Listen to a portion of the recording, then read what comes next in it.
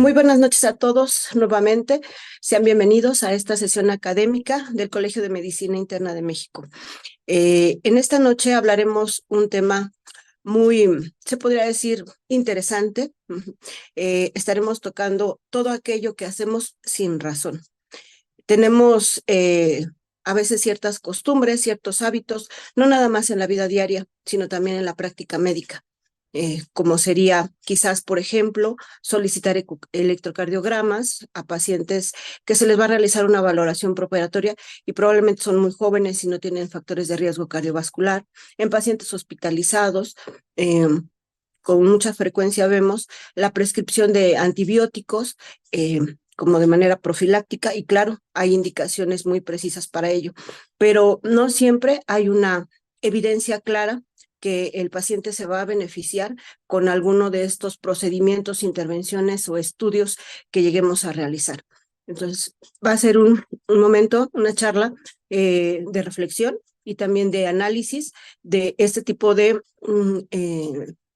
acciones que debemos tener en cuenta y hacerlas, lo mejor posible para que el paciente tenga los mejores resultados y por supuesto también no está de más comentarlo, pues disminuir costos al mismo paciente, a las mismas instituciones hospitalarias, donde a veces los recursos son limitados y tenemos que utilizarlos, optimizarlos de forma muy racional. Para abordar este tema, está con nosotros el día de hoy el doctor Héctor Manuel Gómez Vázquez. Él es un conocido internista de aquí de México.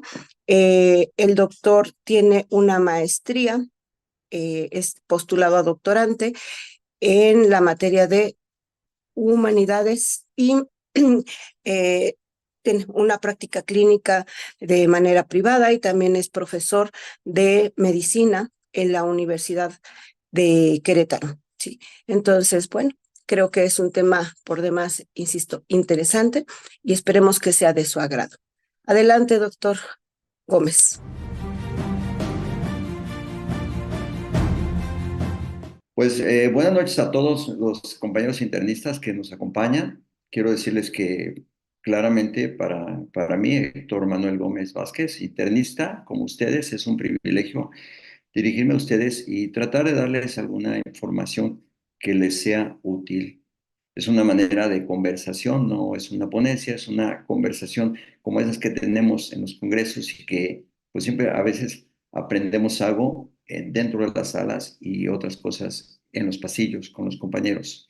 Muchas gracias a la doctora Karina Díaz Jiménez y eh, a la, a la dirección del Colegio de Medicina Interna de México por esta oportunidad.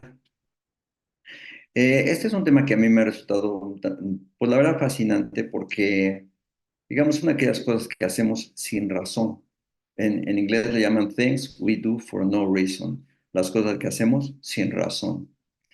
Y entonces, esto, por ejemplo, tiene, pues, aquí hay algunos ejemplos del Journal de Medicina Hospitalaria o Hospital Medicine, y nos relata aquí que en los 40, en 1940, un estudio muy influyente concluyó que había que tener a los pacientes en ayuno por 8 horas antes de las cirugías para evitar el riesgo de que hubiera una broncoaspiración, de que el contenido del estómago estuviera ahí. Esto a partir de los 60 se convirtió en un dogma y en general se considera que los pacientes necesitan tener ayuno a partir de cierta hora toda la noche para la cirugía del día siguiente. Esto no va de acuerdo con los datos que sabemos que la permanencia en, en el estómago es cuando mucho de dos horas. Entonces, aquí podría ser que algunos pacientes no necesitaran estar en ayuno de líquidos claros toda la noche y que incluso pudieran, como algunas veces ustedes y yo hemos recomendado, que tomaran la mañana de la cirugía el antihipertensivo, por ejemplo. Yo suelo suspender la metformina, por ejemplo, suelo suspender algunas cosas, pero el medicamento antihipertensivo suelo darlo la mañana de la cirugía con un poquito de agua. Bueno, entonces, este es un dogma que habría que echar para abajo, ¿no? Y también hay este caso de que podríamos pensar que es muy lógico utilizar los niveles de amonio como diagnóstico y como seguimiento de los pacientes que tienen encefalopatía hepática. Bueno, podemos decir, bueno, pues si el factor que precipita, que causa la encefalopatía es este, y le voy a dar tratamiento contra el amonio, pues podemos ir siguiendo la evolución del paciente. Sin embargo, esta medida tiene un bajo poder, tiene una variabilidad en la toma importante y tiene un bajo nivel de sensibilidad y especificidad de factor predictivo positivo y factor predictivo negativo. Así que la recomendación que hacen es utiliza la evaluación clínica para determinar la severidad y guiar tu tratamiento de encefalopatía hepática y no los niveles de amonio. Y ese es otro también en pacientes con cirrosis.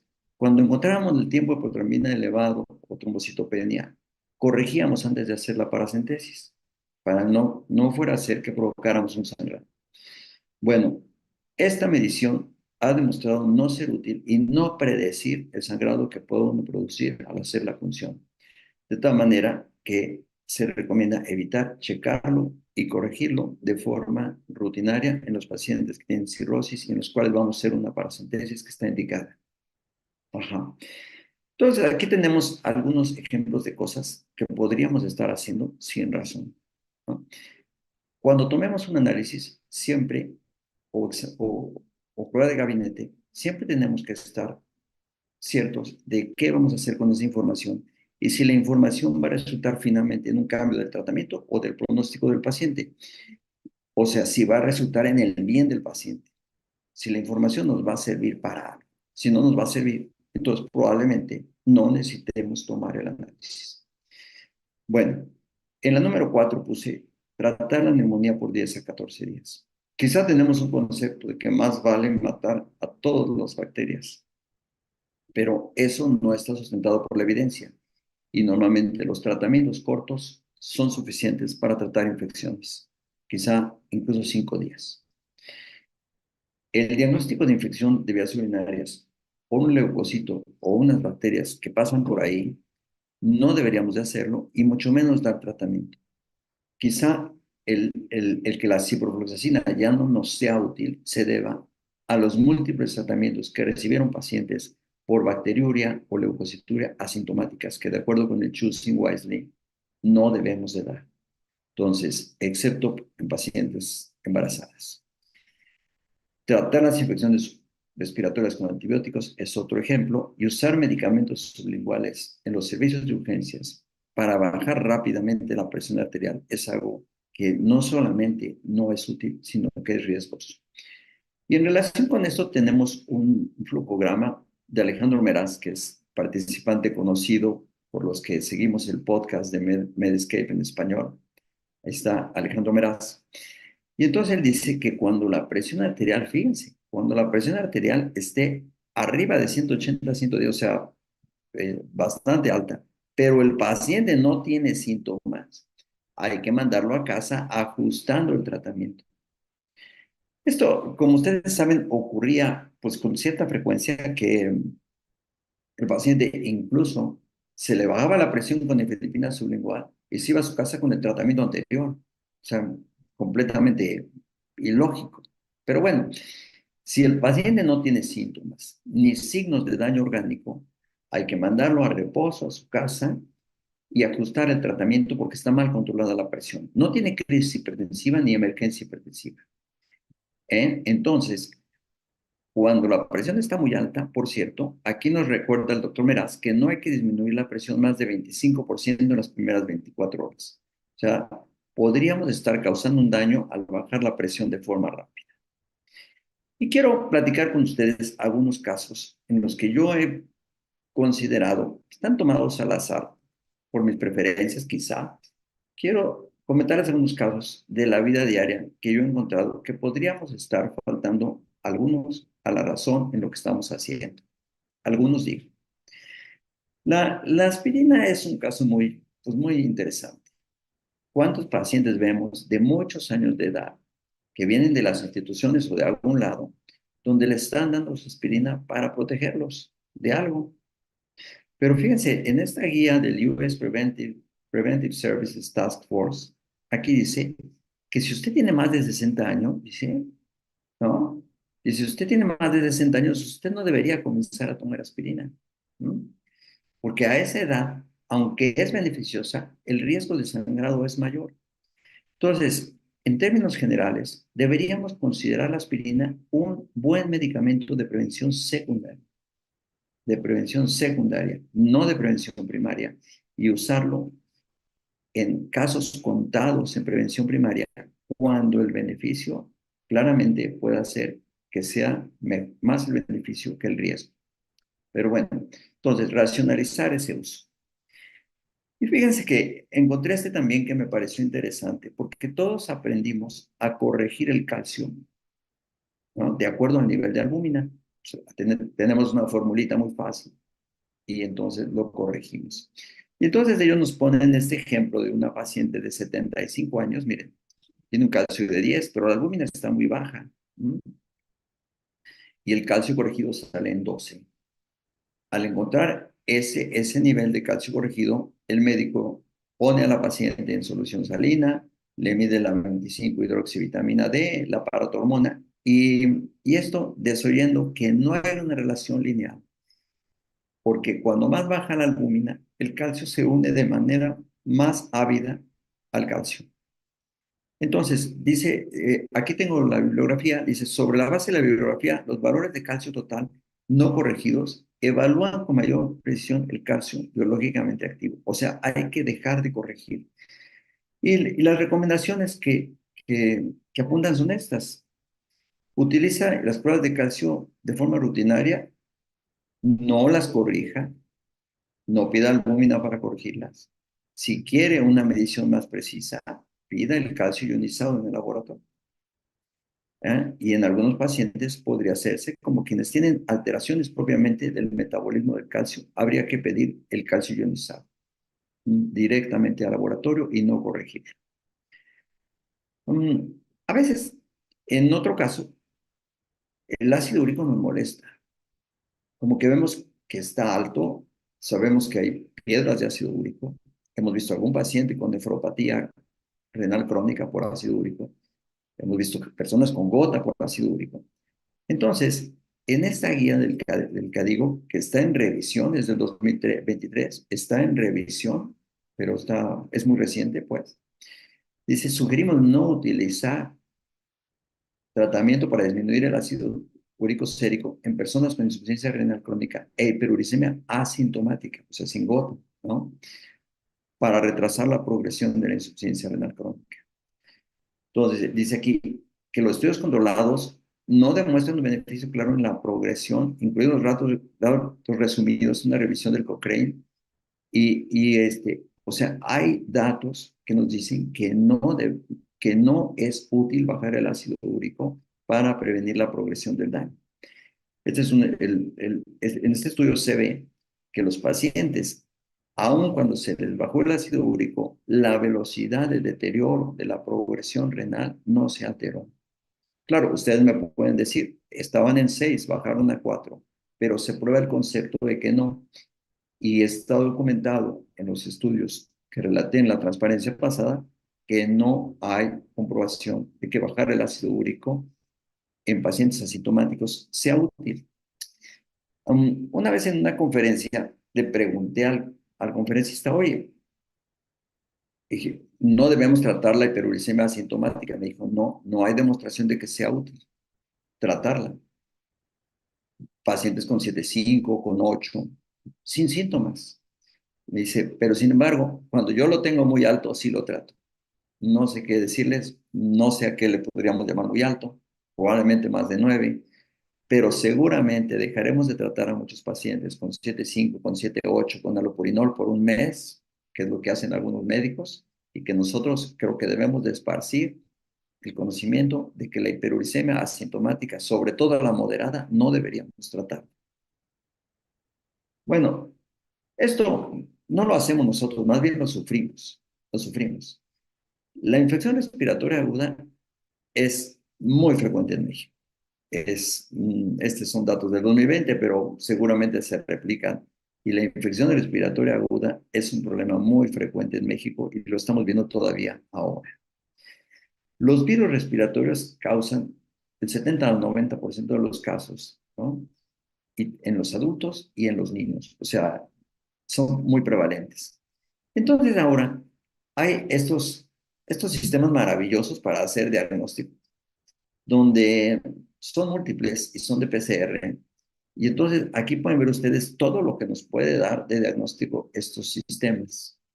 Yo no los tengo al alcance generalmente. Algunos de ustedes los tendrán, otros no. Y quienes los tengan sabrán que no son exactamente baratos. Miren, aquí podemos hacer el diagnóstico de la influenza, del rinovirus. O sea, podemos hacer diagnósticos muy buenos y muy finos con estos sistemas. Claro, ¿verdad? Ahora, aquí tendríamos que pensar, ¿se necesita la prueba? ¿Cambiará mi tratamiento con el resultado? ¿Llegarán los resultados a tiempo? ¿Sabré qué hacer con los resultados? Y si va a cambiar mi tratamiento en cuanto a continuar el antibiótico o suspenderlo. Y entonces, ¿qué vas a hacer con los resultados? Esa es una pregunta que creo que vale la pena hacerse. Miren, este no es un estudio grande, pero es un estudio que me llamó la atención. Se hizo en Coahuila, parece que es un hospital privado, no sé, no dice así, ahí que lo haya financiado algún laboratorio, pero en fin, que tenga financiamiento, pero 172 pacientes les hicieron la prueba, mm, esta prueba de múltiple, y los resultados fueron estos. La verdad estaba bastante interesante porque, miren, tienen un 25% de virus social respiratorio, rinovirus, influenza A tiene un 18%, claro, dependerá de en qué época lo hagas, ¿no? Entonces, aquí están los diagnósticos, el coronavirus, aquí están todos los diagnósticos, miren, que se hizo en este grupo de pacientes por reacción en cadena de la polimerasa en muestras nasofaríngeas de pacientes. Ok, muy bien. Ahora, los pacientes cuando llegaron, antes de saber este resultado, 71% había recibido antibiótico y algunos le habían agregado el antiviral, por si acaso. Entonces, 71% cuando menos había recibido antibiótico con o sin antiviral al ingreso a urgencias, al hospital donde se hizo el estudio. Ajá, ok. Lo interesante para mí es que al obtener el resultado del panel viral positivo, los pacientes que recibieron el antibiótico, solo en el 10% el médico suspendió el tratamiento. O sea, por eso pongo aquí este muñequito que llega con el examen de laboratorio y dice, no dispares, soy un virus. Bueno, pues a pesar de eso, a pesar del resultado de un virus positivo, el médico, por si acaso, dejó el antibiótico y en un 10% lo suspendió. Eso quiere decir que finalmente, el tratamiento final, los pacientes recibieron antibiótico en 38%, antibiótico más antiviral en 30%, es decir, 68% de los pacientes con panel viral positivo recibieron antibiótico, por si acaso, ¿no? Más vale. Entonces, eso es lo que considera uno que puede ser things we do for no reason. O sea, si vamos a pedir algo, pues, seamos consistentes y coherentes con el resultado que nos llega. Este es algo que encontré yo en Medscape y lo quise poner porque me parece interesante. Es un niño, un bebé de 3.5 semanas. Vaya, para mí, qué miedo, ¿no? Qué miedo que un bebé tenga el líquido cefalorraquídeo alterado en el servicio de urgencias. Entonces, ¿qué hay que hacer? En ese hospital, en urgencias, le empezaron inmediatamente al niño vancomicina, ceftriaxona, aciclovir, llegando, ¿verdad? En el servicio de urgencias. O sea, ahí sí, que no falte nada, ¿no? Bueno, muy bien. Esto es lo que puede medir la prueba múltiple con PCR, pues es una gran maravilla de cosas que puede medir. Y entonces, en este hospital tienen un servicio que se llama de asesoría diagnóstica o Diagnostic Stewardship, ¿no? Entonces, ese servicio le dijo urgencias, oye, tiene menos de 2 meses, tiene encefalitis y tiene más de 5 células blancas en el líquido cefalorraquídeo, está indicado en el estudio de PCR, ¿no? O sea, ya ahí no hay duda, está indicado, ¿ok? Y detectaron enterovirus en 2 horas. Válgame, qué cosa, ¿no? O sea, extraordinario resultado. Enterovirus en 2 horas. Y entonces, el antimicrobial stewardship, o sea, los consejeros o seguidores de la terapia, ahora los que están encargados del comité de infecciones o manejo de antibióticos, comunicaron a los médicos tratantes que suspendieran antibióticos y aciclovir. Y todo salió bien. O sea, eso es lo que yo llamo usar un sistema con inteligencia y ser coherente y consistente con los resultados. No tiene remedio. Si tiene enterovirus, hay que suspenderlo. Ahora, para nosotros, para mí, que estoy en mi consultorio y que tengo estas pruebas, claro, habrá que ver cada prueba de cada marca. Entiendo eso. Pero en general sabemos que estas pruebas tienen un buen nivel de, si son positivas, el paciente es muy probable que tenga la enfermedad. Y si son negativas, no sabemos si no la tiene.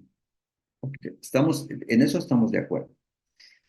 Pero ustedes y yo hemos visto ahorita influenza que no llena exactamente los requisitos que yo tenía para influenza de grave malestar general, tos y fiebre de más de 38. Pero sí tiene, normalmente la influenza tiene un perfil clínico que nos hace sospechar. Muy bien. Bueno, entonces nosotros tenemos esta prueba, es lo que desde la cual disponemos. El paciente llega con nosotros dentro de los primeros 5 días, que es cuando sería útil tener la prueba, tener el resultado y ofrecer un tratamiento. ¿Por qué pienso yo que es útil la prueba? Bueno, yo no le voy a dar antibiótico a un paciente que tiene un cuadro eminentemente viral. Estoy de acuerdo, no se lo voy a dar. Pero creo que, si no se lo voy a dar, pero creo que puedo estar al pendiente de que si el resultado es influenza, entonces sí le voy a dar tratamiento contra influenza. Si es de COVID y pertenece a un grupo de riesgo, podría ser que buscara la manera de darle tratamiento con Paxlovid, cosa que seguramente no siempre va a ser sencillo, no siempre va a ser fácil, pero bueno, es una posibilidad. Entonces, ahora, cuando ustedes tienen esto, y recuerden que esta era una manera de, pues, de dibujarse cómo se comportaban los pacientes durante este tipo de gráfica se usaba durante la epidemia del COVID-19. Entonces, aquí ven ustedes que hay una fase viral, una pulmonar y una hiperinflamatoria. Bueno, en la fase inicial, entonces necesitaríamos, ahí es donde sería útil dar el antiviral, si es que está indicado y si es que tenemos un antiviral para el tipo de virus que tenemos. Pero en el caso de que tengamos una prueba de estas que hacemos en nuestros consultorios y tenemos una prueba positiva, hay que evitar los antibióticos. Si el paciente ya le pusieron su primera ceftriaxona en un consultorio de farmacia con dexametasona, hay que suspenderlo con la mano en la cintura. Hay que olvidar aquello que aprendimos de que cuando se inicia un antibiótico hay que terminar los 7 días para no generar resistencias, porque ese es un conocimiento que hay que meterlo por aquí y sacarlo, como me decía un profesor de Cleveland en una conferencia. Dice, si un conocimiento a usted no le sirve, meta por aquí el que sirve y saque por aquí el que no sirve y tíralo a la basura. Entonces, no importa que se haya iniciado el antibiótico. Si ven ustedes el paciente al primer día, suspéndanlo, denle tratamiento sintomático o si está indicado tratamiento de influenza. Y evitar el esteroide los primeros días porque es la fase viral, por supuesto. Sin embargo, claramente nos sentimos más cómodos, más seguros cuando hemos incluso acuñado esta frase, ¿no? Hay que cubrir o proteger al paciente con un antibiótico y no suspenderlo cuando ya lo iniciaste. Siempre la simple palabra de cubrir, tú cúbrelo, tú protégelo. Vamos, si no le estamos poniendo un suéter. O sea, estamos dando un tratamiento que puede causarle daño y que no está indicado. Eso es simplemente. Y eso sería aplicar la razón al tratamiento de los pacientes. Y con respecto a esto, pues muchas veces nuestros colegas cirujanos, pues, hacen la profilaxis antibiótica, pero pues, no siempre bien. Miren, me di a la tarea de buscar 3 guías distintas. La del Infectious Disease Society of the United States está en manufactura, está en revisión, por eso no la incluí. Pero encontré una pediátrica, incluí una colombiana e incluí una española. Y en todas está claro que la primera dosis de antibiótico deberá administrarse entre 15 y 45 o cuando mucho 2 horas antes de la incisión quirúrgica, para que haya niveles de antibiótico durante el procedimiento quirúrgico desde el inicio hasta el final. Estamos previniendo eso aplicándolo antes. En general, recomiendan cefazolina. Quizá la alternativa para nosotros sería cefuroxima, 1500 miligramos entre 1 y 2 horas antes de la incisión quirúrgica en infusión. Ahora, en cuanto a la duración de la profilaxis, dice, hay que suspenderla antes de las 24 horas. Aquí, en las 3 guías dice, ¿eh? Hay que suspenderla antes de 24 horas. Eso quiere decir, aquí están abajo las referencias, ¿ok? Eso quiere decir que como ven ustedes aquí en el lado derecho, mire, dice una dosis, una dosis, una dosis, una dosis. O sea, aquí está, por ejemplo, la colestectomía, que es una cosa muy, muy frecuente. Recomienda la cefazolina, y aquí dice una dosis. ¿Mm? Entonces, la apendicectomía no complicada, una dosis. O sea, miren, la cirugía bariátrica, una dosis, o sea, entonces, yo lo que los convoco, ustedes pueden aceptar o no la convocatoria, yo estoy poniendo en las valoraciones preoperatorias recomendaciones, pues, use medias elásticas, la profilaxis de trombosis venosa debe durar tanto tiempo de acuerdo a guías, lo que ustedes vayan a poner ahí, no suspender los tratamientos durante la estancia hospitalaria, lo que ustedes indiquen como recomendaciones. Y pongo, de acuerdo con la guía, la profilaxis podría ser 1500 miligramos de cefuroxima 1 hora antes de la cirugía y otra dosis si la cirugía dura más de 2 vidas medias del antibiótico, o sea, más de 2, 3 horas. Puede ser que no les hagan caso. Y yo no me pelearía con los cirujanos porque les van a dejar de mandar pacientes a valoración y todos necesitamos tener trabajo. Pero finalmente hay que cuidar al bien del paciente y usar los antibióticos un poco mejor. También se me ocurrió hablar con ustedes de la metformina, porque resulta que la metformina tiene una gran historia. Acá está la metformina, en el estudio UKPDS. Vamos, la metformina, decía un profesor colombiano, si es la santa metformina, siempre está invitada a la procesión, ¿no? Y yo estoy de acuerdo. O sea, la metformina es un gran medicamento para quien está indicado.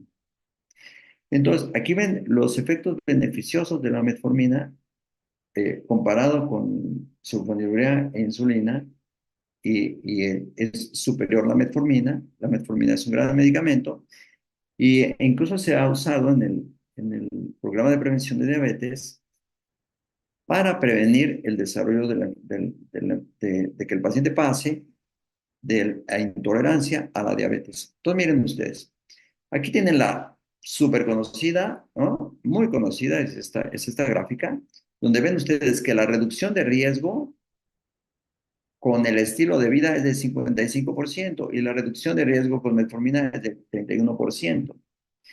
Entonces, la reducción del riesgo con el estilo de vida es superior completamente y a lo largo de todo el periodo de estudio de los 4 años a la metformina. Eso no tiene duda. Y si ustedes revisan, no bajaron tanto, bajaron 5 a 7%, hicieron ejercicio 30 minutos diarios, o sea, era muy modesto lo que se pedía de cambio de estilo de vida. Muy bien. Ustedes y yo hemos visto prescripciones de metformina de 500 miligramos antes de comer a mediodía. Bueno, pues en el programa de prevención de diabetes se usaron 850 miligramos 2 veces al día. Si quieres prevenir, es 850 miligramos 2 veces al día si la función renal es normal. No son 500 miligramos antes de comer a mediodía. ¿Ok?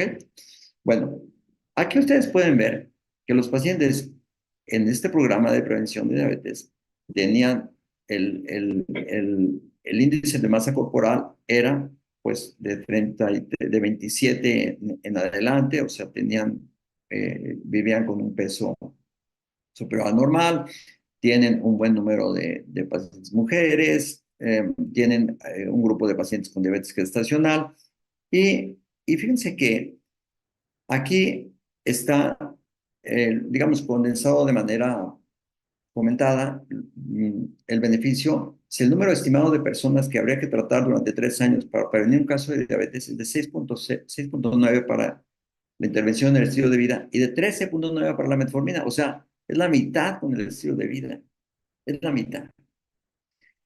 Y dice, el efecto de la metformina fue menor si el paciente era más delgado o tenía la glucosa en ayunas más baja que con valores más altos. O sea, mientras más alta la glucosa y más peso, más eficaz el medicamento. Entonces, miren, aquí está el programa de prevención de diabetes y el programa de prevención de diabetes, la Outcome Study, o sea, el seguimiento, ¿ok? Y ustedes pueden ver aquí que metformina y placebo son iguales en mayores de 60 años. O sea, no deberíamos usar el medicamento para prevenir diabetes en mayores de 60 años, según este estudio. ¿Ok? Muy bien. Y ahora ustedes pueden ver aquí, ¿no? El riesgo de tener diabetes o el grado en el que desarrollan el número de casos de incidencia. Y entonces aquí ustedes pueden ver que el riesgo, ajá, aquí en índice de masa corporal, con riesgo de más de 35 es eficaz el medicamento, pero con riesgos menores no. Miren, aquí de 24 a menos de 30 el intervalo de confianza atraviesa la unidad, no es útil. Y en mayores de 60 años, miren, tampoco. Entonces, aquí pueden ustedes ver que cuando hay diabetes gestacional, miren, el beneficio está claro, a pesar de que es muy amplio el intervalo de confianza. Pero cuando no hay diabetes gestacional, no es tan claro. Y cuando la hemoglobina glucosilada está un poco más alta, es más útil que cuando está un poco menos alta. Entonces, aquí ustedes podemos, ustedes y yo, ir racionalizando el uso del medicamento, ¿no? Y saber que el cambio en el estilo de vida es lo mejor, es lo mejor. Y entonces, los cambios en el estilo de vida son superiores en todas las edades, en todas las edades. Entonces, ¿por qué nos hemos quedado con la vía fácil de recomendarle diabetes a toda la gente? ¿No? Su mayor utilidad es en pacientes con índice de masa corporal de más de 29, menores de 60 años, con antecedente de diabetes gestacional y si tienen la glucosa un poquito más alta, un poco más cerca del diagnóstico de diabetes. Entonces, usémosla en estos pacientes y dejemos de darle metformina a toda la gente. No me refiero a ustedes, pero creo que a nosotros nos toca como esparcir este conocimiento, como esparcir esta necesidad reflexionada de lo que estamos haciendo. Y si no lo hacemos nosotros, platicar en las clases que damos, en las pláticas que tenemos, en los compañeros que tenemos, ir esparciendo lo que debe hacerse y usar realmente la metformina, hasta el chat GPT lo dice, en pacientes con prediabetes, intolerancia a la glucosa y en algunos pacientes con síndrome de ovario poliquístico también, claro, se puede usar, ¿no? Ahora, de vez en cuando puede uno tener ganas de ser disruptivo. Mm, yo veo que hay un cierto interés de ser disruptivo cuando un médico empieza a usar la estatina lunes y viernes, o lunes, o sea, una vez a la semana o 2 veces a la semana. Y dice, no, es que así me ha ido bien. Y así no le hago tanto daño al hígado y la elevación de las enzimas musculares es menos, no sé, debe haber alguna razón. Y lo mido y está bien. Bueno, ok. Debes tener alguna razón para hacerlo. Y la razón no debe ser nada más que a ti te ha ido bien. Pero a mí un día me dieron ganas de saber si lo que yo decía era correcto o no. Y eso queda abierto a una discusión. Yo preguntaba en los congresos y decía, oye, ¿es lo mismo dar Jardiance 10 que 25? O sea, ¿sería lo mismo dar 12.5 que 25? O sea, ¿sería lo mismo dar las dosis, la mitad de la dosis de los ISGLT2 que la dosis entera en cuanto a protección cardiovascular? En cuanto al efecto de la glucosa, La dosis superior es un poquito mejor, pero si ustedes ven, no es tanto, no es tanta diferencia. Entonces, dará lo mismo dar la dosis estándar que la mitad de la dosis. ¿Esto qué beneficio tendría? Pues es que los pacientes, a los medicamentos que tomaban, ahora hay que agregarles la protección cardiovascular y renal de este medicamento. Y la mitad de la dosis significaría la mitad del gasto. Entonces, quiero exponerles algunos de los datos que yo tengo. Miren, este es el estudio Credence, que se corrió con canagliflozina 100 miligramos. Aquí pueden ver ustedes el efecto, el outcome primario, donde la canagliflozina 100 miligramos, no 300, es superior y la P es 0.00001, ¿ok? Entonces, aquí el daño terminal al riñón también útil, canagliflozina 100 miligramos, la muerte por causa cardiovascular con un riesgo de 0.78, ¿no? Un punto final renal también, la muerte por cualquier causa, cruzó la unidad, pero de todo modo la canagliflozina es superior. Y en cuanto a la excreción de albúmina y creatinina, también. Y la protección del slope o descenso de la función renal también. Estamos hablando de 100 miligramos. Esto ustedes podrán discutirlo y estar de acuerdo o no, ¿ok? Y aquí tenemos el empagliflozin cardiovascular outcomes, ¿no? Y la mortalidad en diabetes. Y aquí ven ustedes la dosis de 10 y de 25. O sea, realmente tuve que ir a buscarlo a los suplementos. O sea, esta información no está en el artículo donde dice información suplementaria, ahí vas y lo buscas. Entonces, por ejemplo, aquí, miren, 10 y 25 se comportan igual a lo largo de 4 años en el primary outcome de los 3 puntos del MACE. Aquí también se comportan igual y aquí en la mortalidad por cualquier causa también. 10 y 25 se comportan igual. No quiero convencerlos, solamente quiero decirles que cuando ustedes hagan algo, cuando yo haga algo, cuando nuestro médico al atendernos a nosotros haga algo, debe tener alguna razón para hacerlo. ¿Ok? Aquí está la hospitalización por insuficiencia cardíaca. Si ustedes ven, el de 10 miligramos tiene un riesgo de 0.62 y el de 25 miligramos de 0.68, pues incluso sale mejor el de 10 miligramos, que no quiero ahí meterme en esa discusión de si es mejor 10 o 25. Tampoco quiero decir que 10 sea superior, pero quiero decir que la mitad de la dosis podría funcionar. Entonces, el llamado, yo creo, es que, ¿qué hacemos con lo que es rutina? Lo que tenemos que hacer con lo que es rutina es someterla a juicio. Las rutinas hay que someterlas a juicio para ver si las estamos haciendo por una razón o las estamos haciendo por costumbre. Y fíjense que en un congreso hace un año, en mayo, el doctor Abraham McLuff, que es un hematólogo muy reconocido, una gran persona y un ponente extraordinario, es un hematólogo reconocido en México, él dijo que la medición de los tiempos de coagulación antes de las cirugías no predecía el riesgo de sangrado. Incluso en su tono humorístico dijo, bueno, si ustedes quieren evitar que su paciente sangre, consigan un buen cirujano. Porque miren, un paciente que se va a hacer un cateterismo de las coronarias, se le llenan anticoagulantes y luego se le corta una arteria aquí para meter un catéter. No pasa nada. Eso es lo que dijo.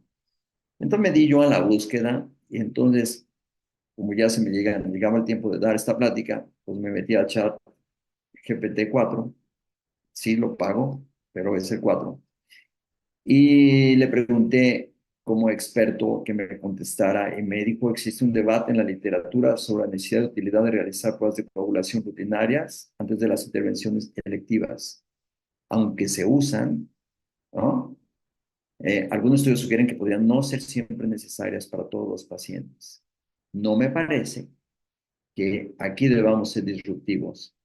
Si ustedes mandan un paciente a operar sin tiempo de protomina y tiempo parcial de tromboplastina, es muy posible que el anestesiólogo se ponga de malas y no lo quiera operar.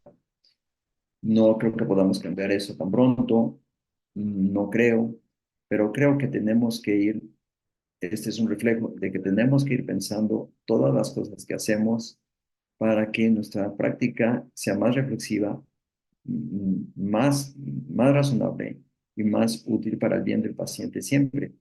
Entonces, aquí el llamado es que, pues que le busquemos, porque a veces lo que de pronto encontramos en la evidencia puede resultar una sorpresa, ¿no? Y entonces es un verdadero hallazgo muy satisfactorio, muy bonito. Cuando tienes un paradigma, vas a un curso y regresas con que el paradigma cambió, aprendiste algo. Y no solo aprendiste algo, sino reconociste una vez más que estás dispuesto a cambiar aquellas cosas que no estaban bien. Entonces, es muy satisfactorio saber que después de años de práctica podemos cambiar lo que se ha hecho siempre, pero que puede no estar bien. Ajá. Entonces, esa es la manera en la que yo contemplo las cosas.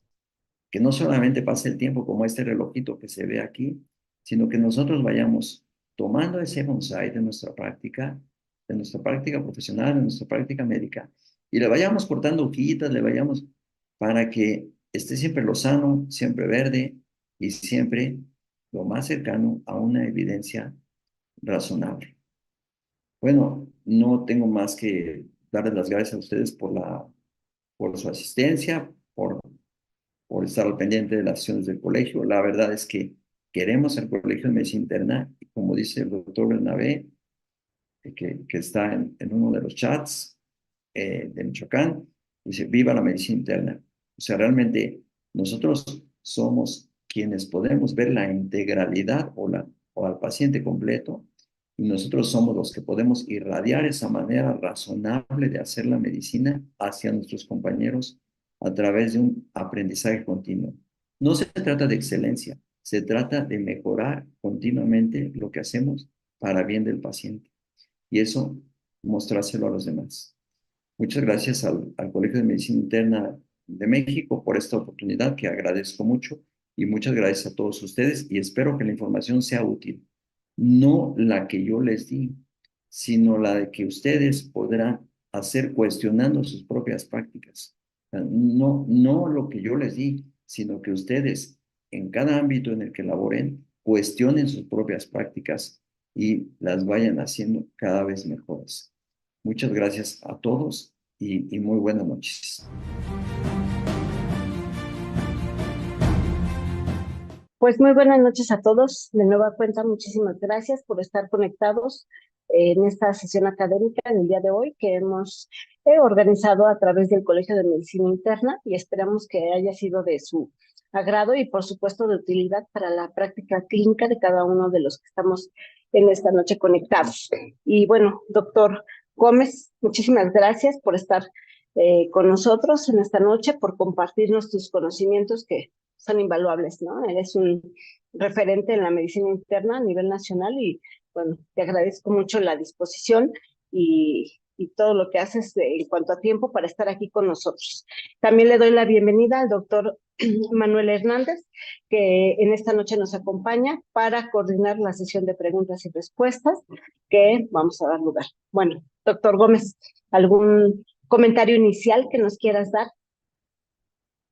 Bueno, pues buenas noches y muchas gracias por la oportunidad. Sabes que estas reuniones de los miércoles nos permiten a aquellos que siempre asistimos, pues ahora tomar parte en la academia también y eso pues debemos tomarlo como un privilegio y tratar de que el tiempo que los compañeros nos dediquen pues le resulte de utilidad.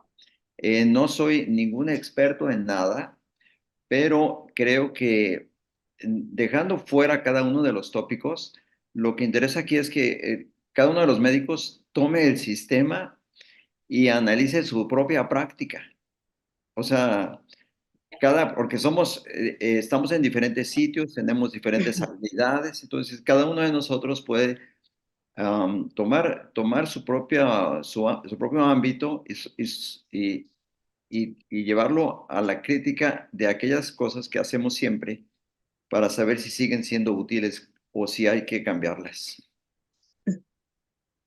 Sí, sin duda, yo creo que es responsabilidad de cada uno, ¿no? Estar al pendiente de todo lo que hay como realmente con una evidencia, un respaldo científico de lo que debemos o no debemos hacer y no nada más dejarnos así como llevar, por así decirlo, ¿no? Con este tipo de prácticas que a veces hacemos como una costumbre, si así se le puede llamar, y que no siempre llevan al mejor desenlace para cada uno de los pacientes.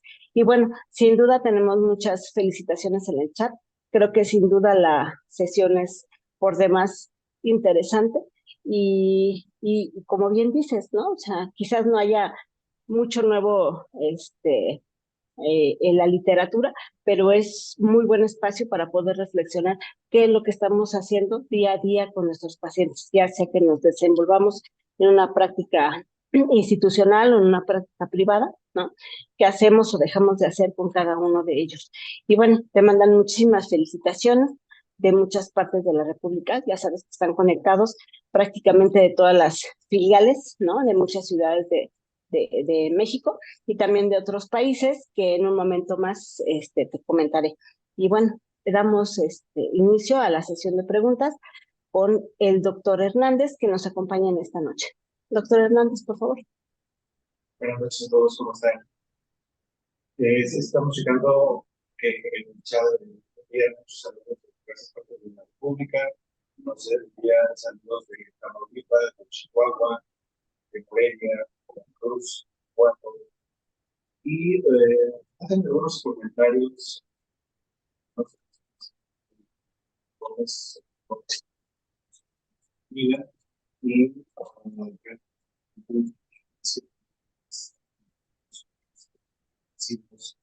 sobre iguales, también por alguna razón continuamos en muchas ocasiones sin tener Disculpa, no sé, Karina, si tú lo oyes bien, pero yo no lo oigo bien. ¿Me quitaste el mute? Ajá. Sí. Sí, más o menos.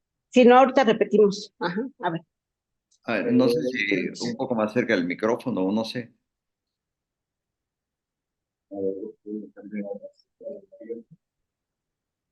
Estamos aquí juntos, así que nos comunicamos perfectamente bien con el doctor Hernández Barrera. Así que denle 10 segundos y ahorita checamos qué pasa con la comunicación. Sí, Karina sí se oye muy bien, ¿eh? A ver, si ahí me Manolo. Ah, sí, está bien, muy bien. ¿Me escucha ahí, doctor Hugo? Sí, sí.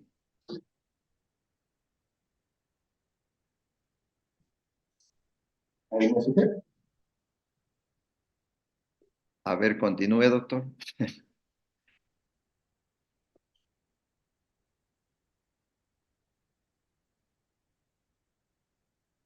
No se A ver. Habla. ¿Doctor me escucha? ¿Doctor Gómez? A ver, sí, continúe, doctor, para que veamos si se escucha bien. ¿Me escucha? Sí, sí, doctor.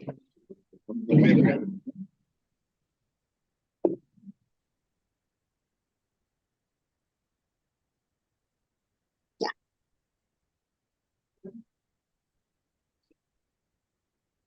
¿Ahí me escucha, doctor Gómez?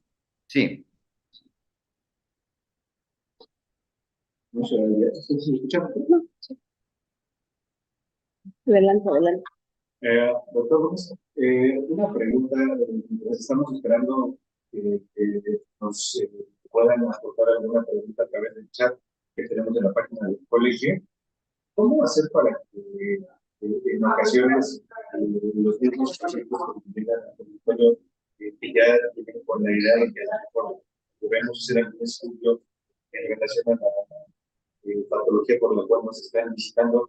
¿Cómo podemos hacer para empezar diciendo a ellos que quizá es mejor que no hagamos algo, es decir, que no le vamos a solicitar el estudio que está pensado, que eso es mejor para ellos? Bueno, a ver si lo entendí bien. En este caso estamos tratando de ver qué exámenes son útiles para un paciente. Eso es lo que me pregunta.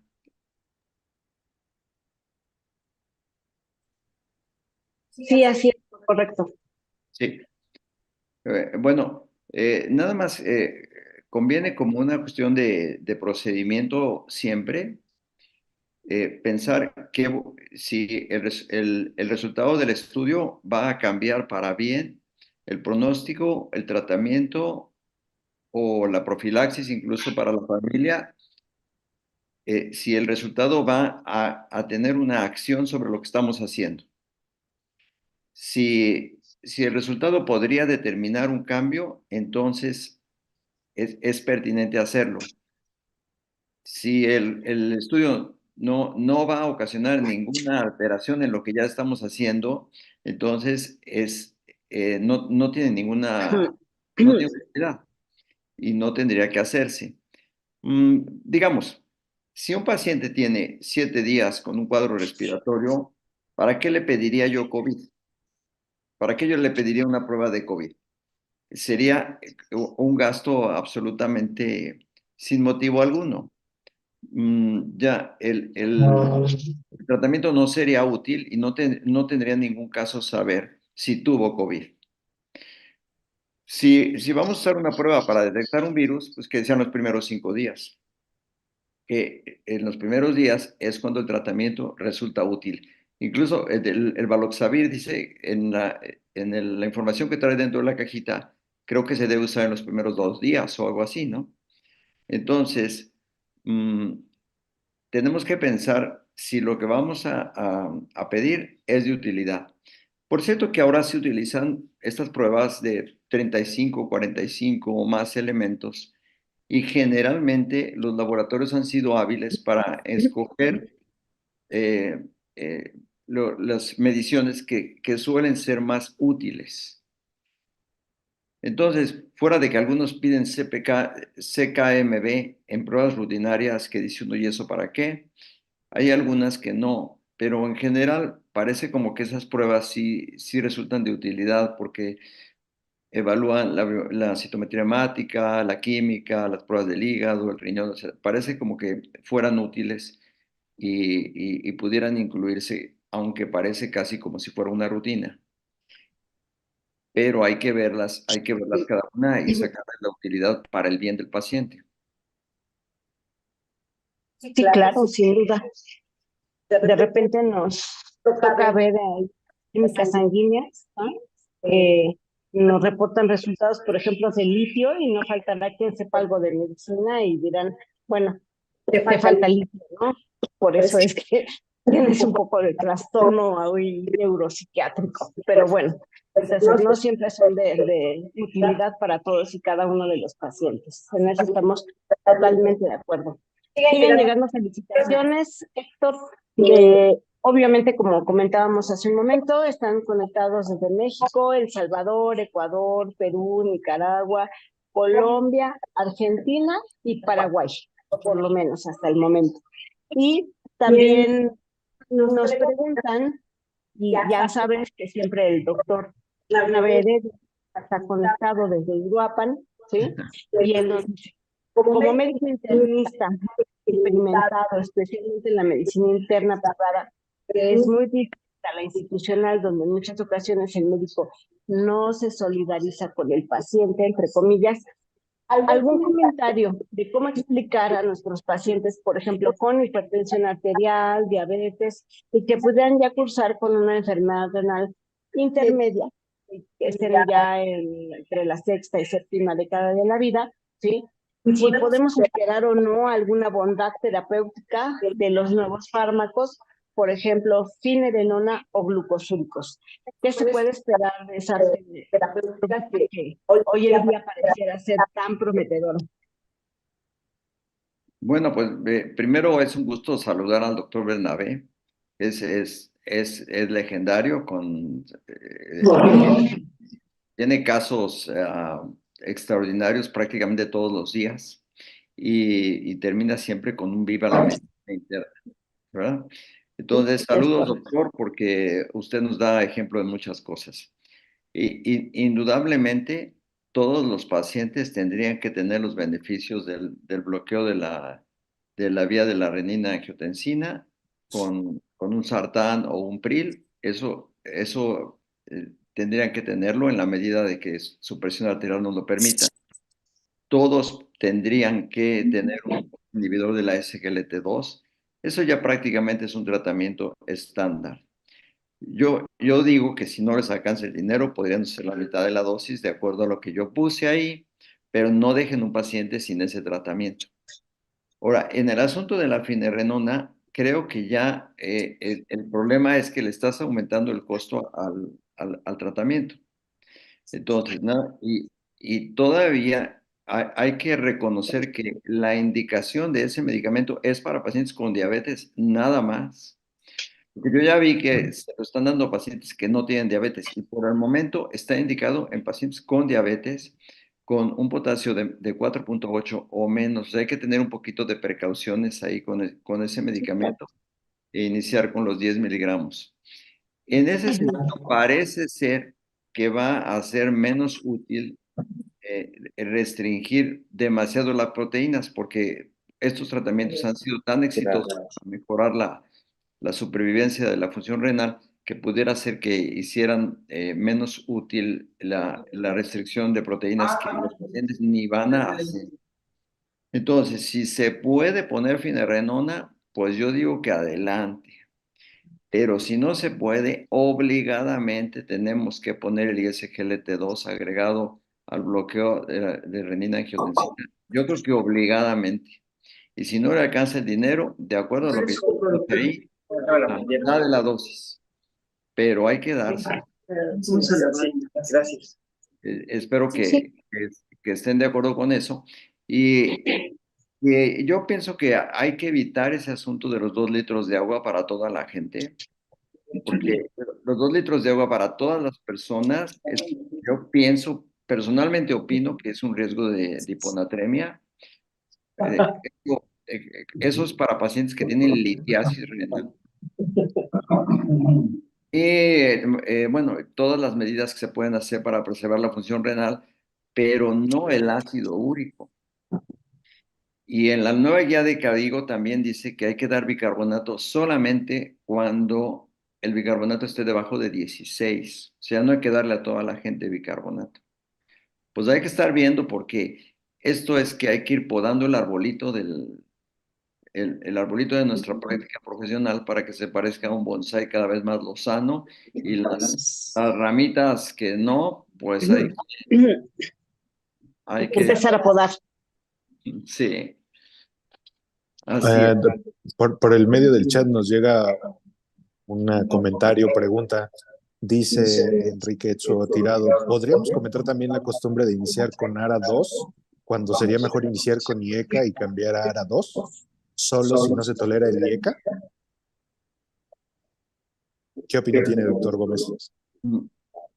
Sí, yo creo que me parece que podríamos, eso, yo creo que podríamos estar sufriendo de una desviación profesional por cuestión comercial, al considerar del mismo valor uno que otro. Porque eh, creo que tendríamos que considerar que el IECA es superior y solo utilizar nosotros cuando hay intolerancia al IECA. Y creo que si algunos podemos en algún momento iniciar uno o el otro es porque tenemos una desviación comercial al respecto. Entonces estoy de acuerdo con Etsuo. Habría que meterse a buscar en un ratito de ocio o preguntarle al chat GPT qué opina o buscar pues la evidencia de si son igual de útiles, pero me parece a mí que es superior el IECA, como dice Etsu.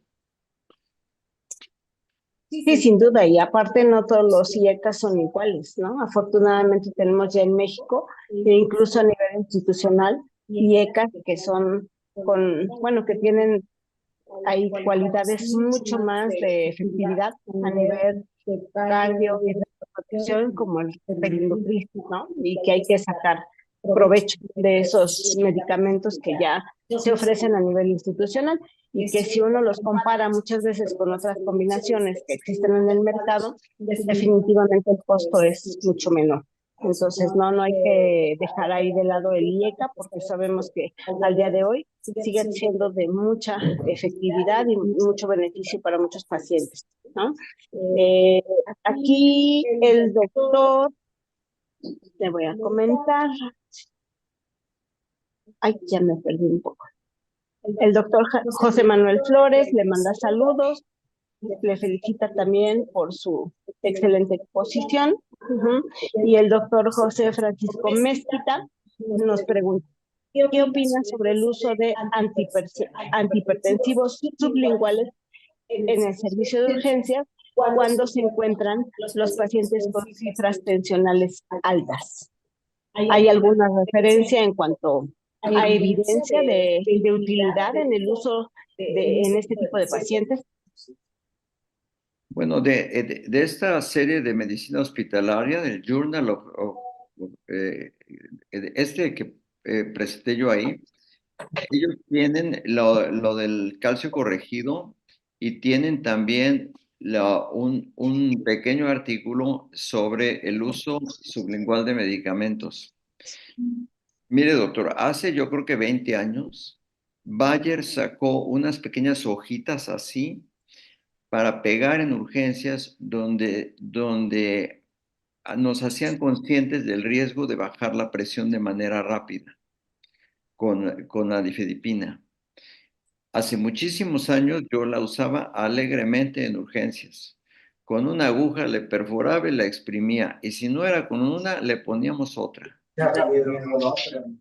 Entonces, esa práctica es de riesgo, porque aquí lo que estamos tratando es un paciente con mal control de la presión, pero no con crisis hipertensiva ni con emergencia hipertensiva. Entonces, si el paciente está asintomático, no tiene signos de daño a los órganos como falla cardíaca, angina de pecho, cambios en el fondo de ojo, entonces el paciente está mal controlado de su presión y hay que ajustar el tratamiento y mandarlo a su casa. No hay que poner medicamentos sublinguales. Eso no es tan fácil, porque mire, por ejemplo, un anestesiólogo dice, oye, yo voy a operar a un paciente y tiene 170, 100 o 100, en fin, está alta. Entonces, ellos naturalmente traen ahí el amlodipino, lo traen ahí en la bolsa, listo, para poder operar a un paciente que de otro modo ellos consideran que se tendría que suspender la cirugía.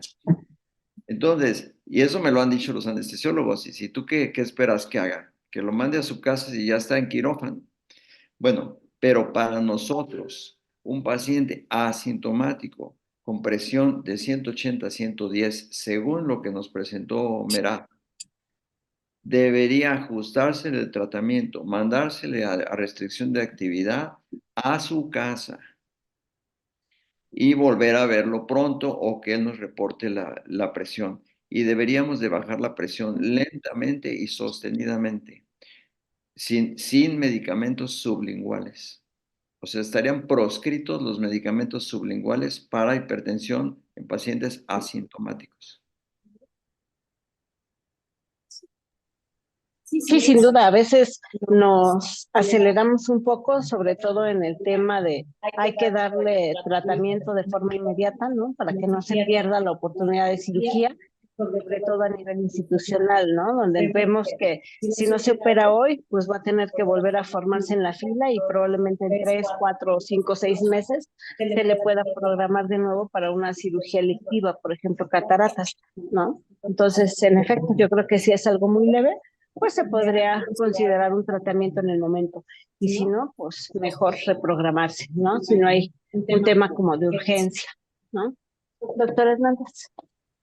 Sí, doctor Gómez, además de estos temas que nos presentó, digamos, como aspectos clásicos que seguimos haciendo en algunos lugares sin tener la evidencia para continuar haciéndolos, ¿qué otros estudios de laboratorio cree que estamos realizando o qué otros tratamientos de manera a lo mejor muy general estamos llevando a cabo sin contar con la evidencia para seguir haciéndolo. Mire, hay le relato algunos casos que son muy pues, llamativos. Por ejemplo, uno piensa en buena lógica que si alguien tiene un infarto del corazón, mientras más oxígeno, mejor, ¿no? Entonces, si un paciente tiene 90% o más de saturación, pues le ponemos más oxígeno para que vaya a una atmósfera enriquecida. Bueno, pues eso ya se estudió. Y no se debe aplicar oxígeno en infarto agudo del miocardio con 90% o más, porque produce aumento del tamaño del infarto. Entonces, la lógica nos falla porque decimos, oye, ¿tienes piedras de calcio? Pues entonces deja de tomar calcio, deja de tomar leche. Y no, si quieres reducir la excreción de calcio, hay que hacer una dieta baja en sodio y proteínas, pero no baja en calcio. O sea, es contraintuitivo, ¿no? Ahorita yo me he topado con que recientemente las nutriólogas me mandan los pacientes ya con un Quantos IR. O sea, el coma ya no les parece suficiente y entonces me lo mandan ya con resultado del Quantos con Q, IR. Y entonces ya con ese, ya incluso tiene así como una señal de qué tan resistente a la insulina eres. No sé si les ha tocado a ustedes esa nueva modalidad del Quantos IR, que pues ahorita parece como que va a estar de moda. Entonces, las reacciones febriles deberían desaparecer de la faz de la Tierra. O sea, no, han hecho mucho daño. Yo pienso que debería haber como un premio Nobel, así, un premio de reacciones febriles, porque ¿cuántas personas habrán recibido tratamiento para una tifoidea o principios de tifoidea que no tienen, ¿no? Las reacciones febriles sí deberían, de veras, deberíamos hacer una cruzada para desaparecer las reacciones febriles de la faz de la Tierra. Ahora, cuando tengas la duda de si tiene brucela, bueno, pues pide los estudios adecuados para brucela, ¿no? Pero si el paciente tiene fiebre, dolor de cabeza, malestar general, etcétera, pues tiene un síndrome tifoideo y hay que darle antibiótico, ni modo. Las reacciones febriles no te funcionan para nada. Entonces, yo creo que la imaginación de los médicos que me oyen estará ahorita pensando en cosas que no tienen utilidad y que los vamos pidiendo porque así las hemos hecho a lo largo del tiempo y que conviene como ir recortando el arbolito de cosas. No sé si ustedes tienen algunos ejemplos por ahí. Pues a lo mejor, como lo comentaba usted, en cuanto a pruebas que se solicitan o que a lo mejor los pacientes ya llegan con nosotros con resistencia a la insulina y que es un paciente obeso, que se le nota la alcantosis nigricans en cuanto lo ve uno a él y entonces uno piensa que a qué médico se le ocurrió pedirle todavía pruebas de resistencia a la insulina, ¿no? Es a lo mejor uno de los que yo podría compartir con usted y con todos nuestros escuchas. Francisco Zambrano nos dice, hace la comparativa entre el manejo que hacemos los internistas y los médicos de otras especialidades, sobre todo quirúrgicas. En ese sentido, ¿cuál cree usted que podríamos hacer como una acción a nivel local, a nivel de nuestras unidades médicas o de nuestros hospitales, para que podamos ir precisamente dejando estas prácticas que ya no tienen razón de ser fuera de lo que hacemos en el día a día en nuestros hospitales? Bueno, no, de los que tenemos cierta edad nos acordaremos que los cirujanos ponían glucosada mixta tónica. O sea, ¿y por qué? Pues porque mi maestro me dijo que así, ¿no? Eh, Ajá. o sea, mi profesor me dijo que así estaba bien y pues o alternan la dipirona con la no, bueno, no, así cosas muy extrañas. Pero lo que sí resulta es que hay una cierta inseguridad de mandar un paciente a su casa después de una operación sin antibiótico. Ok.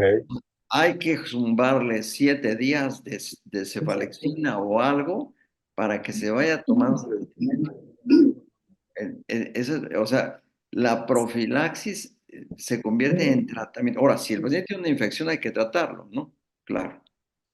Fíjense que es una calamidad porque todo paciente que empieza con una infección respiratoria, inyectan ceftriaxona con dexametasona. Entonces, cuando llega contigo, ya le inyectaron ceftriaxona. Miren, ayer tuve un paciente con COVID y como era de grupo de riesgo, la mandé a la institución. No, no hablo mal de las instituciones. En lugar de darle el Paxlovid, le dieron amoxicilina con clavulanato, porque ahora está de moda la amoxicilina con clavulanato. No sé cómo se comportan las modas, pero ahorita está de moda la amoxicilina con clavulanato. ¿Cómo empieza esa moda? No lo sé, pero, pero son cosas que van como pues, ocurriendo y, y en lugar de dar Paxlovid le dieron amoxicilina con clavulanato.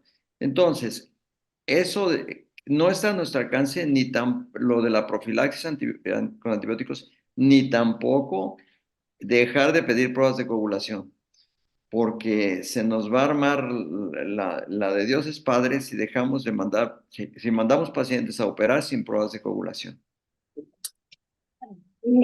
Inmediatamente el anestesiólogo le va a decir, no, gracias, no pasa, ¿no? Entonces sí son prácticas que ya vienen de antaño y que a veces no tienen un sustento de verdad con una evidencia clínica de la utilidad que pudieran tener. Y pues son todas esas prácticas las que debemos de reflexionar, aunque pareciera que vamos contracorriente, ¿no?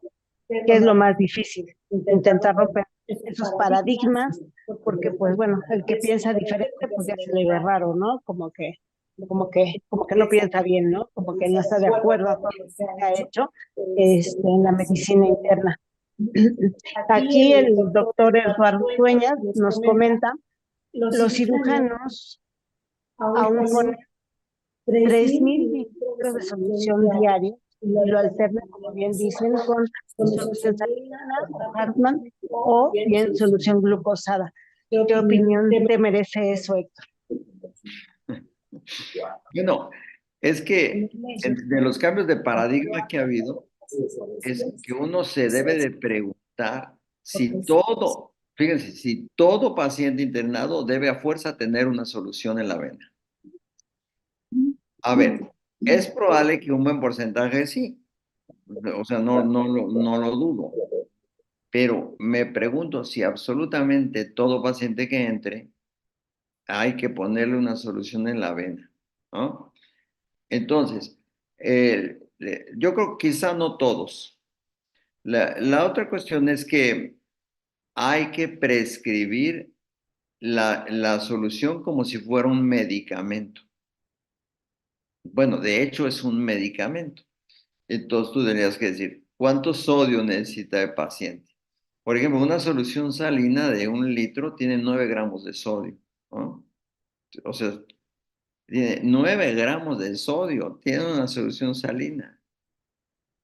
Entonces, o sea, ¿se acuerdan que antes cuando estudiábamos, bueno, espero que a ustedes no les haya pasado, pero cuando uno se daba cuenta, los pacientes tenían varios litros en los flancos, ¿no? Y de pronto hace uno la conciencia y dice, pues es que yo tengo la culpa, porque tenían todo el edema almacenado en los flancos abdominales.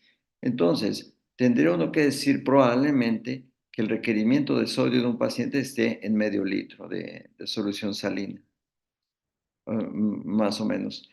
Y todo va cambiando porque cuánto es el líquido que puedes dar en el caso de un paciente que llegue hipotenso. Ya ven que ahora todo eso se ha reducido, ¿no?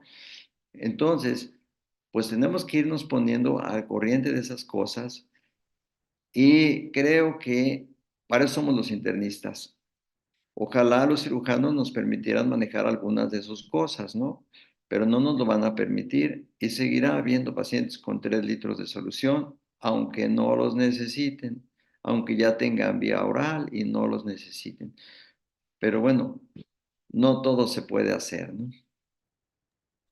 Bueno, no todo se puede hacer y como bien nos comenta el doctor Francisco Javier Junes, no podemos ni deberíamos generalizar con todos los cirujanos, no todos son así.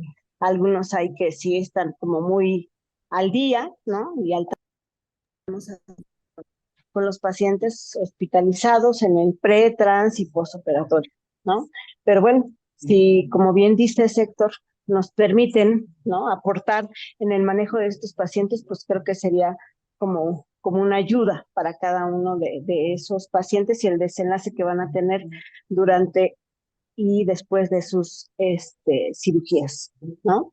Doctor Eh, Manolo. no da la vida para todo, ¿eh? No da la vida para todo. Mire, yo cuando estuve en el servicio social me encantaba atender partos, pero luego se va uno a cierta área. Entonces, los cirujanos operan y lo hacen muy bien y nosotros no. O sea, en este sentido no estoy diciendo que como internistas seamos superiores. Nada más digo que lo que hacemos todos los días, pues podemos pensar hacerlo mejor, seamos cirujanos o ginecólogos o lo que seamos, ¿verdad? Pero Sí, no es en el sentido de superioridad, porque no estamos en eso, porque trabajamos en equipos con ellos y, y claro, cuando no podemos sacar una infección es porque ellos tienen que entrar a ayudarnos a erradicar el foco. No. La medicina es colaborativa y podemos aprender de ellos y ellos podrían aprender algo de nosotros. Sí, hay que ser humildes en esta profesión. sí, de acuerdo. Nos comenta el doctor Enrique Etzo que debemos de, además de practicar medicina basada en evidencia, medicina basada en experiencia, pero como nos comenta el doctor Gómez el día de hoy, hay temas que ya tenemos muy claros, y hay bastante evidencia y nos estamos refiriendo a esos el día de hoy, ¿no? Evidentemente hay temas controversiales, hay donde el juicio del médico, pues es el que nos va a decir qué vamos a hacer. Pero cuando la evidencia ya nos dice que hay cosas que no debemos de hacer, pues debemos dejar de hacerlas, ¿no? Eh, Nuevamente, como le preguntaba hace un momento, doctor Gómez, ahora en esto, a lo mejor estos temas que hemos comentado ahorita, nos referimos a temas hospitalarios. En consulta externa o pacientes externos, ¿cuál cree que podría ser algún tema, algún laboratorio, algún tratamiento que podríamos ir dejando de hacer ya con la evidencia que existe? Mm, bueno, digo, cada uno de nosotros, yo creo que lo que eso quiere decir es que tenemos que usar nuestra experiencia reflexivamente. O sea, no como antes decían los doctores, ¿no? O sea, de acuerdo con mi experiencia, no, es que de acuerdo con la evidencia y utilizando tu cerebro y tus sentimientos y tu intuición adecuadamente, sí puedes ir mejorando también por ahí, ¿no? De Entonces, acuerdo. fíjense que, por ejemplo, yo creo que todos nosotros, bueno, varios de nosotros, cuando nos formamos como internistas, veíamos una glucosa de 500 y la internábamos en el hospital. Y ahora vemos pacientes con glucosas de 450 y que están felices de la vida, ¿no? Entonces, a esos pacientes, a esos pacientes felices de la vida que traen 450 o 500 y que tienen su lengua húmeda y la frecuencia cardíaca normal, y yo digo, bueno, ¿esto por qué, no? Entonces, ustedes podrán criticarme lo que yo les voy a decir, puede ser. Ahí el juicio sería que normalmente hay que poner insulina. Entonces, yo les pongo insulina y si el paciente está estable, yo no lo interno. Pero esa es mi práctica reflexiva es esa.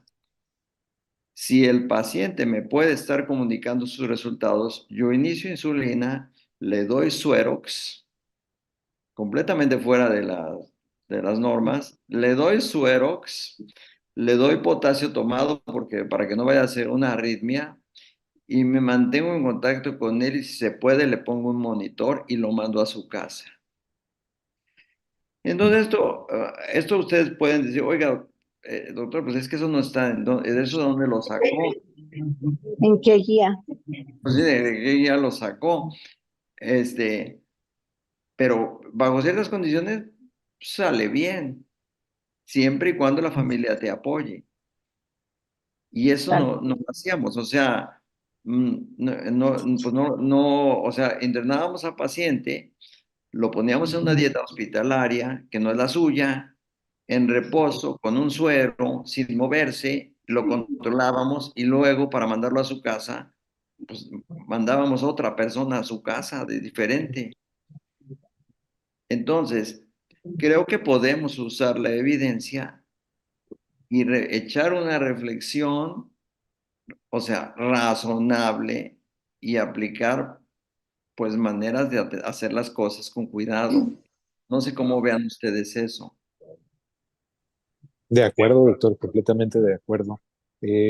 Siempre el juicio clínico y basado en lo que conocemos y que tenemos ya como evidencia científica, pero sin lugar a dudas, siempre debemos de considerar a cada paciente de manera individual y considerar lo que puede ser, lo que nos puede ser útil realmente para cada paciente en específico, ¿no? Sí. Sí, sin duda. Individualizar siempre. ¿No? Individualizar siempre. Bueno, tenemos una pregunta a través de la plataforma de Facebook. La doctora Isabel Rucker nos pregunta, digo, porque esto está también francamente muy de moda, por así llamarle, ¿qué hay de sustentado en el uso de colecalciferol? Bueno, porque ahora ya nos han inundado de verdad con tantas marcas comerciales, 50,000, 5,000, 100,000 unidades. No sé qué opinión tengas al respecto. Sí, bueno, como yo les digo que mi único conflicto de interés es que no soy experto en nada, ¿eh? Pero yo revisé lo de la vitamina D. La dosis de vitamina D, cualquiera puede tener otra idea, ¿eh? Yo solamente les voy a anunciar lo que yo revisé. La dosis de vitamina D son 800 de D3, que es el colecalciferol. Bueno, primero la miden. Es 25, lo que piden es 25 hidroxi vitamina D. 25, porque si piden el 1,25 es muy caro. Entonces piden el 25 hidroxi colecalciferol, vitamina D. Si está menos de 30, le falta, digamos. Ok, 30 es la suficiencia. Bueno, entonces la dosis que todos deberíamos tomar diario de vitamina D son 800. Entonces, eso significaría 5,600. ¿Se acuerdan que había un alendronato con vitamina D? Tenía 5,600. Era el alendronato de un laboratorio muy reconocido con 5,600. Era 800 por 7, 5,600. Ahora, ¿qué pasa si está muy baja la vitamina D? Bueno, le pueden dar 4,000 unidades diarias por un mes o dos y después pasar a lunes y viernes. Porque si le dan 8,000 a la semana, serían un poquito más de 1,000 al día. Están bien. Ahora, yo personalmente pienso, esa es idea mía, que si uno va a dar 100,000 es cada 3 meses. Esa es mi idea. Eso es lo que yo digo. Si van a dar 100,000 es cada 3 meses. Yo en general les pongo el que viene de 4,000, se los pongo lunes y viernes. 2 días a la semana. Antes les decía que cada 5 días, pero eso está medio ridículo. Mejor les digo lunes y viernes. Por cierto que esa tabletita es minúscula y dice que se diluye en agua. No sé para qué, pero que se pone en la cucharita de agua y luego se toma. Entonces, Es dispersable. si está baja la vitamina D, de 4,000 una diaria por 1 o 2 meses y después lunes y viernes y listo. Y bueno, nada más porque ya me encarreré, les digo que el calcio no es tratamiento de osteoporosis. El calcio no es tratamiento de osteoporosis. El calcio es tratamiento de la persona que no toma calcio. Entonces tú le dices, ¿usted toma leche? No, doctor, porque Djokovic no toma leche. Y ese es un alimento para niños. Bueno, muy bien. ¿No toma leche de nada? No. Cada vaso de leche tiene 250 miligramos de calcio. No toma, entonces es posible que esté baja en ingesta de calcio. Entonces hay que darle calcio tomado para tratar de llegar a 1 gramo. Pero el calcio no es tratamiento de osteoporosis, ni la vitamina D tampoco. El tratamiento de osteoporosis son alendronatos, el Prolia, lo que ustedes quieran, pero no la vitamina D y el calcio. Entonces, denle calcio al paciente que no toma lácteos. Bueno, perdón que ya me Sí, metí. y aparte, no, está bien, está perfecto, pero también hay que recordar que, bueno, muchos de los alimentos que son ricos en vitamina D, muchos pacientes los intentan evitar, ¿no? Por este tema de el colesterol, que les vaya a subir el colesterol, ¿no? Huevo, mantequilla y otras cosas, que aunque bien sabemos, pues bueno, el colesterol es mayormente de producción endógena. Y yo creo que también a los otros pacientes que hay que seguir pues bueno, son todos aquellos que han hecho estudios en México y aparentemente hay un poligenismo, ¿no? Y de 20 a 30% de la población pudiéramos tener un inadecuado nivel de vitamina D, aunque tengamos una buena ingesta y buena exposición a la luz solar. Entonces, bueno, yo creo que, como bien dices, desde un principio, pues hay que dar ese seguimiento muy individualizado, ¿no? En cada paciente. Doctor Manolo.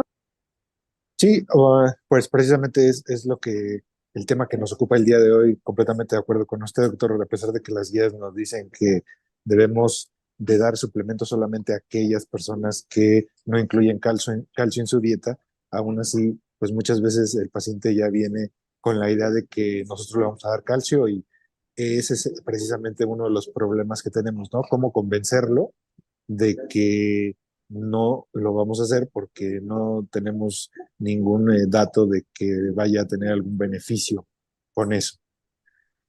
Eh, mm, Comentan en el chat que efectivamente están de acuerdo con este tema del calcio, pero que existen algunos otros alimentos, además de la leche y los lácteos, que aportan calcio, sí, de acuerdo completamente, sobre todo en la dieta que llevamos nosotros, pues la tortilla, ¿no? Tenemos mucho calcio en las tortillas, No, la, pero que la ya tortilla no. tiene 70 miligramos de calcio. Bueno, depende del tamaño de la tortilla, pero el dato que yo tengo es que se tiene 70 miligramos. Entonces, unas 4 que comemos ya tenemos 280 miligramos. Ok. Claro que si nos vamos como para por Oaxaca, ¿no? Pues el tamaño de las tortillas es como el doble, esta sería el doble, ¿no? Pero bueno, Las punto y tlayudas, aparte.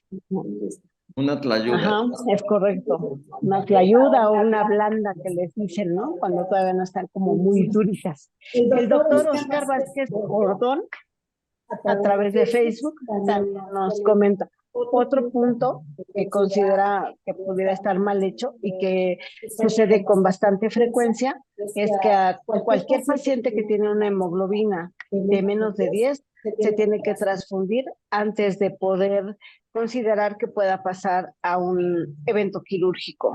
¿Qué opinas, Héctor? Bueno, eso, ya ven que casi todo está estudiado, ¿no? Ya casi todo está estudiado. Y 10 está perfecto para poder hacer prácticamente cualquier cirugía. A veces los pacientes cardíacos son casos especiales, pero bueno, si nos pasaran al paciente con tiempo suficiente, le podríamos poner hierro intravenoso. Bueno, podríamos medir la ferritina, el porcentaje de saturación de hierro, ¿verdad? Para ser más razonable. En ese caso, podríamos pasarle hierro intravenoso. Ah, que yo sepa, el hierro intramuscular no sirve para nada. A mí la persona que hacía la ferranina, la representante me dijo, ya la vamos a desaparecer, doctor, porque no sirve para nada, la ferranina intramuscular. Entonces no queda más remedio, bueno, no es que no quede más remedio, el hierro intravenoso da resultados muy rápidos, muy rápidos. Por ejemplo, La cantidad de hierro que absorbemos normalmente son 2 miligramos, mismos que excretamos por el excremento. Pero si tenemos anemia, podemos llegar a introducir al organismo 5 miligramos. 5. Así se coman un puño de hierro, 5. Entonces, si con una inyección metemos 500, damos tratamiento de 100 días. Entonces, si quieren que suba rápido, es con hierro intravenoso. Si no tienen mucho dinero,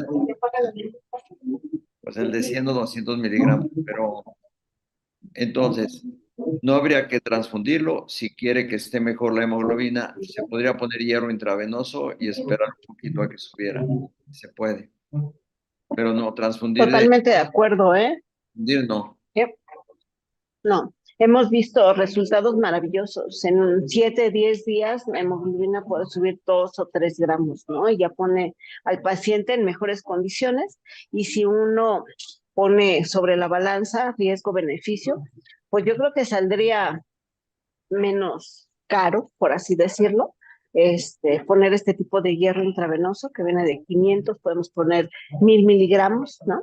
Y puede salir menos caro que un proceso de transfusión, ¿no? Y con todos, bueno, sin los riesgos que eso conlleva. Estamos totalmente de acuerdo. Nos comenta el doctor Álvaro, también a través de Facebook, que a veces no son modas, sino que hacemos de repente medicina basada en existencias y si no hay algunos otros tratamientos, pues cometemos el error de sustituir, entre comillas, creyendo que hacemos bueno, pues lo mejor que se puede por el paciente. Y bueno, al final del día, la actualización en estos temas, bueno, nos ayuda bastante para tratar de tomar las mejores decisiones con nuestros pacientes. Porque Sí, bueno, eso es cierto y sobre todo a nivel institucional. Álvaro tiene razón, porque ahora que se hizo conocimiento general que la ciprofloxacina ya no servía para nada, ustedes y yo vimos que se regresaba al trimetoprim. O sea, tiene razón el doctor Álvaro, no es moda, es que la gente dijo, a ver, no tengo fosfomicina, pues vamos a usar trimetoprim.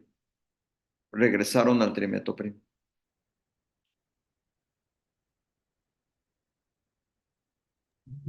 Sí, sin duda, en muchos contextos, pues hacemos lo mejor que se puede, ¿no? Con los pacientes. Doctor Manolo.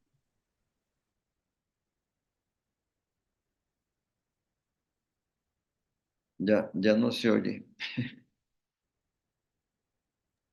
Ah, bueno. Creo que ya se nos acabaron los comentarios y las dudas a través del chat. Sí, nada más tengo yo una duda para ustedes. Adelante.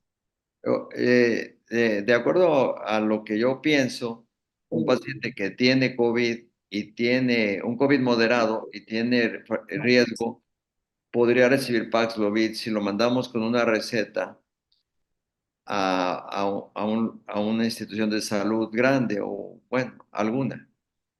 Y eso en México sí funciona porque acá no.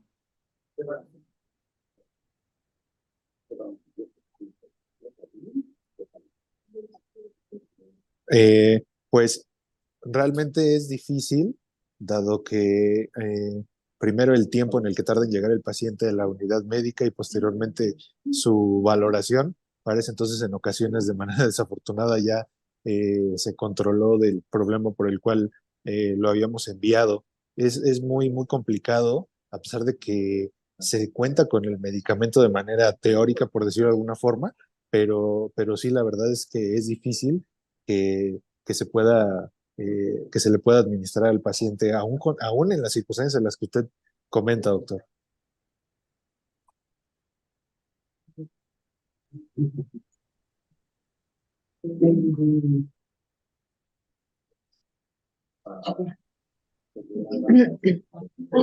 Ya no veo al doctor Héctor Gómez. Sí, aquí ando, aquí ando. Ah, sí. Bueno, miren, en el momento en que esto termine, quiero darles las gracias al colegio y a todos los compañeros que se conectaron de diferentes estados de la República y de otros países. Y pues, ahora, como diría el doctor Bernabé, pues viva la medicina interna y y creo que esta manera de hablarnos es una manera fraterna y de algo que descubrimos y que puede sernos de utilidad y no desde un punto de vista de una plática magistral, sino una conversación. Y pues les agradezco mucho a todos y les deseo buenas noches. Bueno, pues muchas gracias a todos los participantes. Ha sido una sesión bastante activa, tanto a nivel del chat como a nivel de Facebook. Y pues yo creo que es lo único que nos resta, agradecer nuevamente al doctor Gómez por el tema que nos compartió el día de hoy y a la doctora Karina Jiménez. Creo que es lo único que nos resta por decir, y gracias nuevamente a todos los participantes. Sin ustedes no tendríamos estas sesiones semanales. Nos vemos la siguiente semana. Hasta luego. Gracias, adiós. Gracias, Héctor, gracias a cada uno. Adiós, Karina, adiós. Bonita noche. Adiós. Hasta luego. No te desconectes.